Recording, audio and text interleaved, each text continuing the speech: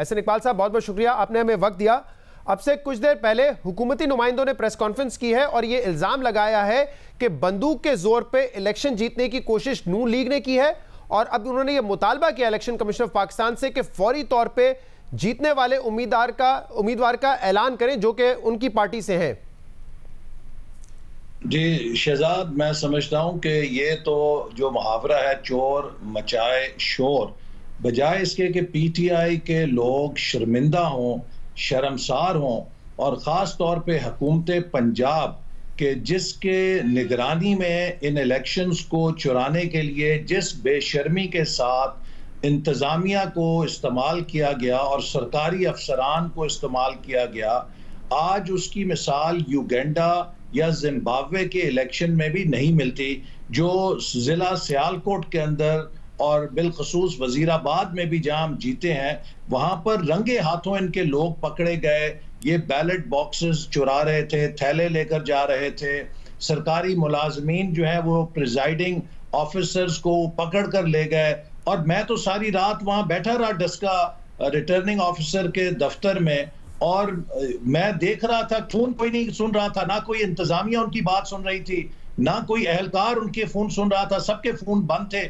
और खुद chief election commissioner को जब हम शिकायत करते थे तो वो भी उनकी प्रेस रिलीज बता रही है कि वो भी बेबस थे, हुकूमत पंजाब का कोई अफसर उनका फोन नहीं सुन रहा था। ये सारा नाटक एक मनसूबाबंदी के जरिए किया गया, क्योंकि ये सिंध में भी हार गए, बलूचिस्तान में भी हार गए, केपी में भी हार गए। ये चाहते थे कि अपनी साख बचाने के लिए एक सीट को हर कीमत पे हम हासिल करें। मैं इनसे पूछना चाहता हूं, जो आज वफाकी वज़रा कह रहे थे कि इमरान खान का बयानिया डस्का के अवाम में बड़ा मकबूल हो गया है, क्या डस्का के अवाम किसी मुरीख के सियारे पे रहते हैं? क्या डस्का के अवाम को कोई इमरान खान मनो सलवा ला कर देते हैं? क्या डस्का के अवाम बिजली के बिल नहीं भरते? क्या डस्का के अवाम रोजमर्रा की अशिया नहीं खरीदते? वो क्या रोटी और अंडे और गोश्त नहीं खरीदते? क्या वो गैस के बिल नहीं भरते? जो पूरे मुल्क के अंदर अदम एतमाद पे किया गया है इस हुकूमत की पॉलिसी पर, नाकामी पर, वही डस्का के अवाम ने किया। लेकिन वहां दिन भर फायरिंग की गई, हरासा किया गया वोटर्स को, चूंकि ये जानते थे डस्का शहर के अंदर 90% मुस्लिम लीग नून का वोट थे, लेकिन पुलिस नाम की कोई चीज नजर नहीं आई कि जिसने उनको रोका हो, उनकी कोई सरकोबी की हो। तो लिहाजा ये जो इंतजामी मशीनरी के जरिए, इस पर दो बातें हैं एहसन इकबाल साहब। एक तो उन्होंने ये बताया, जो उनके कैंडिडेट है जो समझते हैं कि वो ये इलेक्शन जीत गए, वो कह रहे हैं कि हम तो 2018 में भी जीत गए थे, सिर्फ ये था कि हमारे अंदरूनी इख्तलाफात की वजह से हमारे धड़े बन गए थे। और अगर आप देखें 2018 में जो आज़ाद उम्मीदवार थे, जो तहरीक इंसाफ के ही हैं, उनकी अब हमें दोबारा हिमायत हासिल है। उनका वोट और मोहम्मद अली मली का वोट अगर मिला लिया जाए तो वो कह रहे हैं पीएमएलएन से ज्यादा बन रहा था उस वक्त भी। तो वो कह रहे हैं अंदरूनी इख्तलाफात की वजह से उस वक्त हमारा वोट डिवाइड हो गया था। ये 2018 का ज़िमनी इलेक्शन नहीं है, ये 2021 का ज़िमनी इलेक्शन है, जिसके पुलों के नीचे से 3 साल का वो कहर गुजर चुका है जो इस हुकूमत की पॉलिसियों की वजह से हर पाकिस्तानी पर टूटा है। हम जिस जगह जाते हैं, आज हर पाकिस्तानी कहता है कि हम अपने बच्चों को रोटी नहीं खिला सकते, हम अपने बच्चों के लिए रोजगार नहीं ले सकते, हमें तबाह कर दिया इस हुकूमत ने। ये वो प्रोटेस्ट वोट है जो इनके खिलाफ पड़ रहा है। और दूसरी बात मैं आपको बताऊं, देखिए कितनी दिलचस्प बात है कि वो जो 20-22 प्रिजाइडिंग अफसर गायब किए गए, उठाए गए, जब वो सुबह 6 बजे आते हैं तो उनके अगर आप इलेक्शन रिजल्ट देखें जो वो लेकर आते हैं, जनाब 1200 वोट पीटीआई के, 200 वोट मुस्लिम लीग नून के, 1300 वोट पीटीआई के, 200 वोट मुस्लिम लीग नून के। यानी कि वो एक बच्चे के सामने भी आप नताइज रखेंगे। ये तो ऐसा इंपॉर्टेंट नुक्ता है, ये जरा बताइएगा, ये कहां आपके इल्म में कैसे है कि ये जो बाद में आए हैं बैलेट बॉक्सेस, उसमें वोट इस हिसाब से पड़े हैं कि नून लीग के 100-200 हैं और तहरीक इंसाफ के 12-1300 हैं उन 20 के 20 पोलिंग स्टेशन पे? ये आपके नॉलेज में कहां से है? ये मेरे नॉलेज में इसलिए है कि जब वो प्रिजाइडिंग ऑफिसर्स रिटर्निंग ऑफिसर को लाके रिजल्ट शीट देते थे तो वो रिजल्ट शीट रिटर्निंग ऑफिसर सबके सामने पढ़ते थे और वो सब उसको लिख रहे थे कि ये क्या नतीजे आ रहे हैं। और वो खुद भी सारा जो अमला है वो मुस्कुरा रहा था जिस किस्म के नतीजे आ रहे थे कि पूरे हल्के के अंदर 30-35% के लिहाज से कास्टिंग हुई हो वोट्स की, और इन 20-22 पोलिंग स्टेशन से 90% कास्टिंग हो गई है।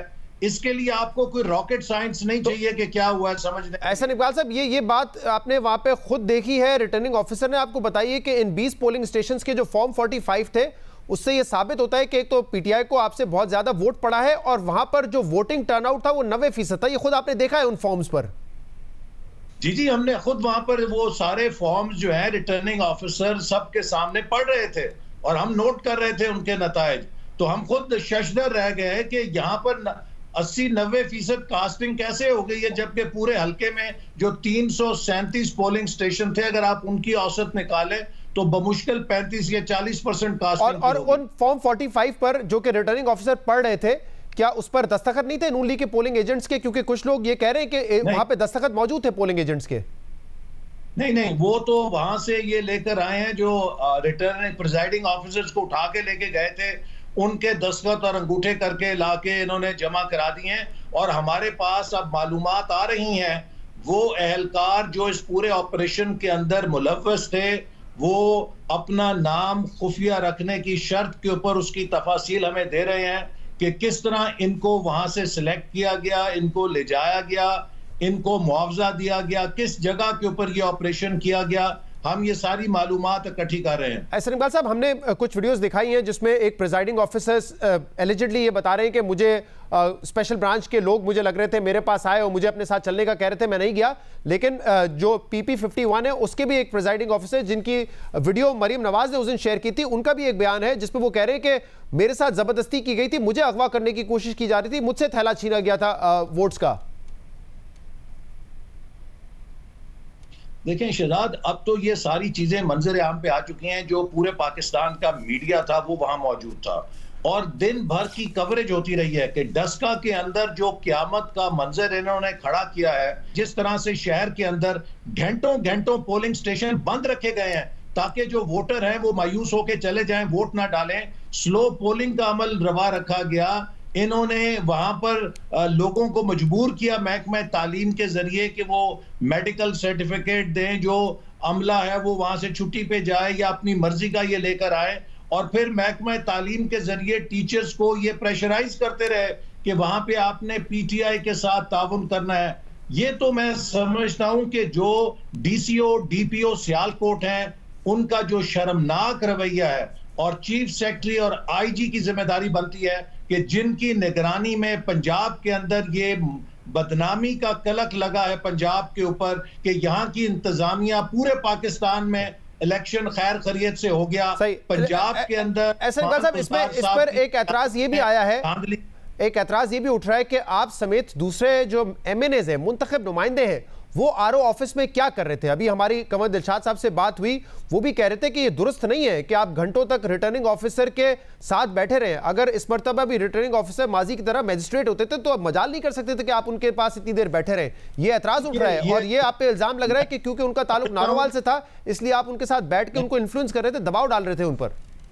मैं नहीं बैठा हुआ था, वहां पे उस्मान डार साहब भी बैठे हुए थे, वहां पे पीटीआई के तमाम क़यादत भी बैठी हुई थी। और आपने अगर वो वीडियो देखी होगी जिसमें उस्मान डार साहब के बड़े भाई फिरदौस आशिक अवान साहबा को फरमा रहे हैं कि हम बड़े आराम से यहाँ बैठे हुए हैं, कोई किसी किस्म की मुदाखलत नहीं हो रही और आप ज्यादा अपनी रोब ना चलाएं। डार साहब से हमने कल पूछा था, डार साहब कह रहे मैं तो एक पोलिंग स्टेशन में पोलिंग एजेंट था इसलिए मैं तो वहां पे हो सकता था। ये लोग क्या कर रहे थे वहां पर? नहीं, इनकी पूरी टीम बैठी थी और वो आपस में दोनों पार्टीज इत्तफाक राय से बैठी थी। इसलिए बैठी थी कि जब इंतखाबी नताइज में इल्तवा होना शुरू हो जाए, जब इंतखाबी नताइज रुक जाएं, तो 2018 का शहजाद हमारे सामने तजुर्बा है कि क्या हुआ है। और मैं समझता हूं कि रिटर्निंग ऑफिसर के अंदर तमाम जमातों के नुमाइंदों की मौजूदगी इस बात को यकीनी बनाती है कि वहां पे कोई बेकायदगी ना हो सके। वहां पर हम अकेले नहीं थे, ये पूरी टीम इनकी 15-14 बंदे पीटीआई के भी वहां मौजूद थे, जो कि किसी को कोई इतराज नहीं था किसी के वहां मौजूद। अच्छा, ये सवाल एहसन इकबाल साहब हमने पीटीआई के रहनुमा से भी किया था, कल भी किया, आज भी इस पे बात हुई कि अब पीटीआई ये दबाव डाल रही है कि इलेक्शन कमीशन ऑफ पाकिस्तान फौरी तौर पे नताइज जारी करे। कल फवाद चौधरी साहब का ट्वीट था कि अगर ऐसा नहीं किया गया तो कारकुनान ना कानून देखेंगे ना नून देखेंगे। तो उनसे भी हमने ये सवाल किया कि आप दबाव डाल रहे हैं, लेकिन दूसरी तरफ से नून लीग और पीडीएम की भी ऐसा लगता है कि हिकमत अमली है कि अगर एक तरफ आपने दबाव हुकूमत पर डालना है तो दूसरी तरफ इदारों पर भी दबाव डालना है। आपने धरना दिया, सर अगर सवाल मुकम्मल कर लूं, आपने इलेक्शन कमीशन ऑफ पाकिस्तान के बाहर धरना दिया, एहतजाज किया, उन पर जानिबदारी के इल्ज़ाम लगाए, ये कहा कि वो यरगमाल बने हुए हुकूमत के हाथों। और कल जब ये एलामिया आया, उनका प्रेस रिलीज आया, तो मरियम नवाज साहिबा ने तारीफ उनकी शुरू कर दी। तो जो फैसला आपको लगता है आपके हक में नहीं जा रहा, वहां पे आप एहतजाज करते हैं, कोई फैसला आपके हक में आता है तो आप उसकी तारीफ करते हैं इदारे की। देखिए, अब हम एक बड़े डिफाइनिंग मोमेंट पे हैं, चूंकि जो नया इलेक्शन कमीशन है इसने मुल्क के अंदर आइंदा आम इंतखाबात कराने हैं। अगर इस किस्म की इंतजामी दहशत गर्दी इलेक्शन के अंदर इजाजत दी गई या रवा रखी गई तो खुदा ना खास्ता अगले इलेक्शन के अंदर मुल्क में सिविल वॉर जैसे हालात हो जाएंगे। और मैं समझता हूं कि ये इलेक्शन कमीशन की जिम्मेदारी है कि वो इस मामले की तहकीकात करें। और यहाँ पर मेरे कहने की बात नहीं है, खुद चीफ इलेक्शन कमिश्नर बेबस थे, रिटर्निंग ऑफिसर, डीआरओ तो छोड़ें, अगर आप इलेक्शन कमीशन की प्रेस रिलीज देखें तो महसूस होता है कि चीफ इलेक्शन कमिश्नर भी बेबस हो गए थे, उनकी कोई बात नहीं सुन रहा था। और अगर हमने इलेक्शन कमीशन की रिट को नहीं कायम किया तो अगले इलेक्शन में हर जगह इसी तरह थानेदार, इसी तरह पुलिस के अफसर, इसी तरह जिले के इंतजामिया के लोग अगर मुदाखलत करेंगे, उन्हें कौन रोकेगा? अच्छा, तो ये बड़ा डिफाइनिंग मोमेंट है। पिछले महीने जब पीडीएम ने एहतजाज किया इलेक्शन कमीशन ऑफ पाकिस्तान के बाहर, तो आपने कहा कि जानिबदार है, आपने कहा यरगमाल बने हुए हुकूमत के हाथों, ये आप लोगों के इल्जामात थे। लेकिन अब इलेक्शन कमीशन ऑफ पाकिस्तान ने जो सीक्रेट बैलेट पर यानी कि सेनेट के इंतखाबात आर्टिकल 226 के तहत होते हैं, सुप्रीम कोर्ट में उनकी ये पोजीशन, और कल प्रेस रिलीज जिसको अब आपकी जमात बार बार कोट कर रही है, मरीम साहबा ने तारीफ भी की कि बड़ा स्टैंड लिया ईसीपी ने। अब आपको यकीन है कि ईसीपी गैर जानिबदाराना तौर पर अपनी जिम्मेदारियां पूरी कर रहा है? देखिए ना, ये इस बात का फैसला तो उनका कॉन्टेक्ट करेगा। 6 साल से फॉरेन फंडिंग का केस इल्तवा में पड़ा हुआ है।